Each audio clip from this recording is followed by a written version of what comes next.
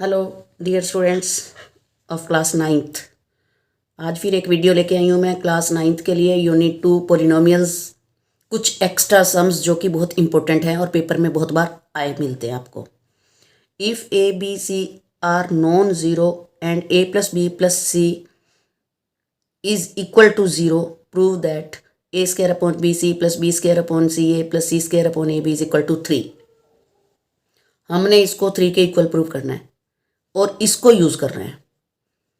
तो हमने क्या करना है, लेफ्ट साइड को उठाना है, a square upon b c plus b square upon c a plus c square upon a b. Left denominators का एलसीएम ले लो, ए बी सी आएगा, क्योंकि जब हम इसमें से कलेक्ट कर लेते हैं एलसीएम आपको निकालना आता ही है। तो ए बी सी इसका एलसीएम है। ए बी सी को बी सी से डिवाइड करेंगे आएगा ए को ऊपर ए स्क्वायर से मल्टीप्लाई करेंगे तो a cube. Similarly a b c को सी ए से डिवाइड करो बी आएगा, बी स्क्वायर से मल्टीप्लाई करोगे तो b cube and this is c cube. अब a cube plus b cube plus c cube आ गया।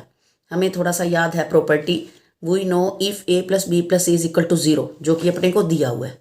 अगर a plus b plus c is equal to zero है तो a cube plus b cube plus c cube क्या होता है, 3abc के इक्वल। तो हमने यहाँ पर a cube plus b cube plus c cube is equal to 3abc put कर देना है और अपॉन में abc है ही था तो ये इज इक्वल टू 3 आंसर आ गया। आपको पता है एक्सरसाइज 2.5 का जो क्वेश्चन नंबर 14 है उसमें भी यही अप्लाई होती है, तो उसके बिहाफ पर ये वाला क्वेश्चन आपको पेपर में आ सकता है और अच्छा सम है। सो ध्यान दें, इस पर समझने की कोशिश करें।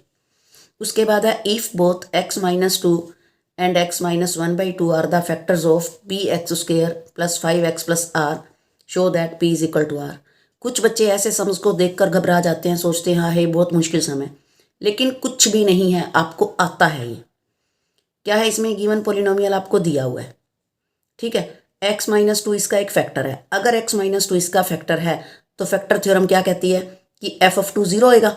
अगर -2 होता है तो हम 2 लगाते हैं और +2 होता है तो -2 लगाते हैं, इज इक्वल टू 0। फैक्टर का मतलब है उसको पूरा पूरा डिवाइड कर रहा है, मीन्स रिमाइंडर 0 आता है, तो ये रिमाइंडर ही होता है। f of 2 is equal to 0, ये रिमाइंडर ही है। तो हम यहाँ पर जहाँ जहाँ x है वहाँ पर 2 पुट कर देते हैं, तो यहाँ पर हमारी इक्वेशन बनती है 4p + 10 + r is equal to 0। इसी तरह x minus 1/2 is also it's factor, इसका मतलब है f of 1/2 is will also be 0। फिर दोबारा 1/2 इज इक्वल टू 0 पुट कर दो। यहाँ पर एलसीएम ले लेते हैं क्योंकि अपॉन वाला आ रहा है, तो p + 10 + 4r, ये जो 4 एलसीएम निकाला था ये इज इक्वल टू 0 हो जाएगा। ये इक्वेशन नंबर 2। जो इक्वेशन नंबर 1 है वो भी इक्वल टू 0 है, जो इक्वेशन नंबर 2 है वो भी इक्वल टू 0 है। राइट साइड दोनों के इक्वल है तो लेफ्ट साइड दोनों इक्वल हो जाएंगे, पुट कर दो। 10 से 10 कट गया।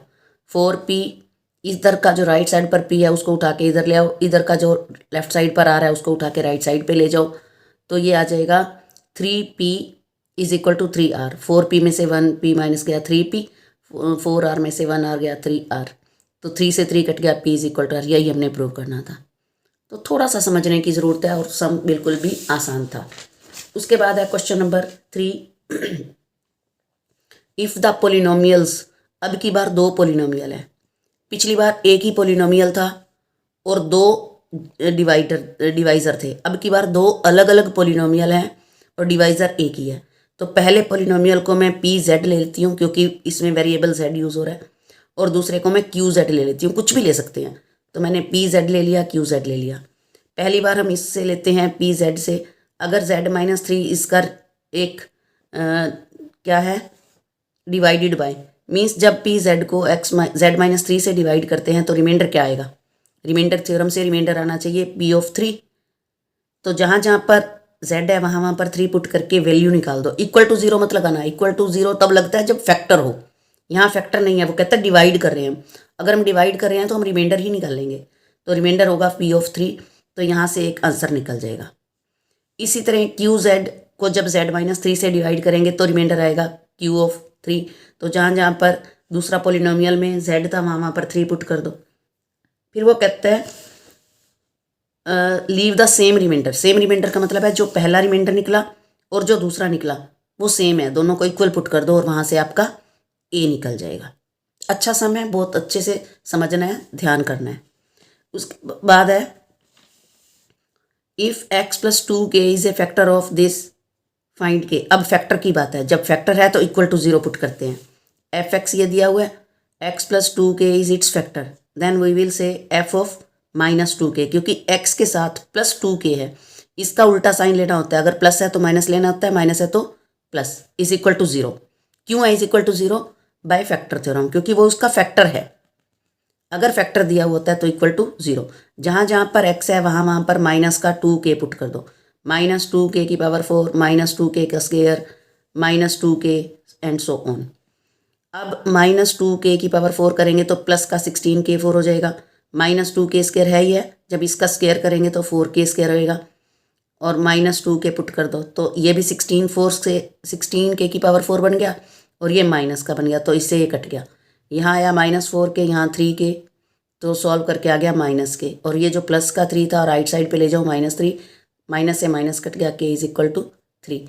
तो ये क्वेश्चन आप अपनी चाहे तो नोटबुक में नोट कर लें, या कहीं पर भी जहाँ पर भी आपका मैथ्स का मटेरियल पड़ा है वहाँ पर इकट्ठा कर लें, ताकि पेपरों में आपको रिवीजन करते हुए दिक्कत ना आए। चाहे तो फेयर कॉपी में ही नोट करें, काफ़ी स्पेस पड़ा होगा। Thank you, have a nice day.